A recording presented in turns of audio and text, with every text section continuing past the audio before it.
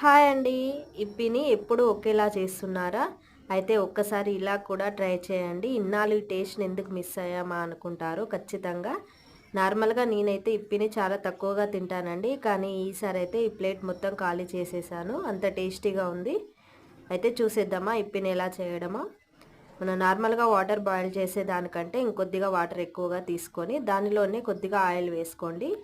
తర్వాత ఈ ఇప్పినంతా వేసుకొని ఎక్కువగా ఉడికించకుండా కొద్దిగా ఉడికిన తర్వాతనే వాటర్ అంతా స్ట్రెయిన్ చేసుకొని పక్కన పెట్టుకోండి. తర్వాత స్టవ్ పైన వేరే బాండీ పెట్టుకొని దానిలోనే ఆయిల్ వేసుకొని సన్నగా తరిగిన ఉల్లిపాయలు, ఒక వెల్లుల్లి రెమ్మను కూడా చిన్నగా కట్ చేసుకొని వేసుకోండి.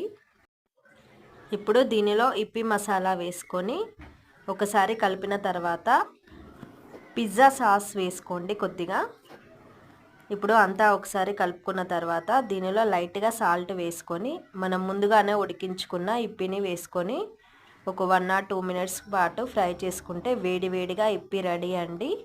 ఇది అంత హెల్దీ ఏమి కాదు, కానీ మనం తింటాం కాబట్టి ఒకసారి ఇలా ట్రై చేయండి.